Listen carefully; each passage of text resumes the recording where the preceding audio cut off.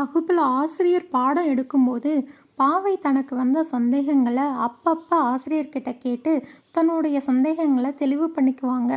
அப்போ எழுந்து சந்தேகம் கேட்குறப்ப மற்ற பசங்கள்லாம் பாவையை என்ன இது கூட தெரியலையான்னு கேலி கிண்டல் செஞ்சாங்க.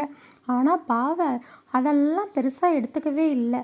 தன்னுடைய சந்தேகங்கள்லாம் ஆசிரியர்கிட்ட கேட்டதுக்கப்புறம் புரிஞ்சிருச்சுன்னு சந்தோஷப்பட்டாங்க பாவை. நாட்கள் கொஞ்சம் கொஞ்சமாக நகர்ந்துச்சு.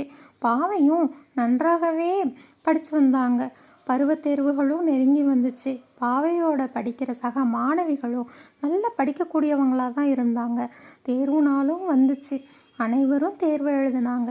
தேர்வு முடிஞ்சு பள்ளிக்கு வந்தப்ப ஆசிரியர் திருத்திய தேர்வு தாள்களோட வகுப்புக்கு வந்தாங்க. ஒவ்வொருத்தருக்கும் தனித்தனியாக என்ன தவறு செஞ்சுருக்காங்க அதை சொல்லி மறுபடியும் இந்த தவறை செய்யக்கூடாதுன்னு சொன்னாங்க ஆசிரியர். அதே மாதிரி தவறாக விடையளித்த கேள்விக்கெல்லாம் சரியான பதிலை ஒரு தடவை அடுத்த வகுப்புக்கு வரும்போது எழுதிட்டு வரணும்னு சொன்னாங்க ஆசிரியர். பாவையோ நல்லாவே மதிப்பெண்கள் எடுத்திருந்தாங்க. பாவையை கேலி கிண்டல் செஞ்ச மாணவிகள் பாவையோட மதிப்பெண்களை பார்த்து நல்லா போட்டி போடுறதுக்கு பதிலாக பொறாமப்பட்டாங்க. இருந்தாலும் நம்மளை விட பாவை மதிப்பெண்களில் ஒன்றும் பெருசாக மிஞ்சலேன்னு மனசை ஆறுதல் படுத்திக்கிட்டாங்க.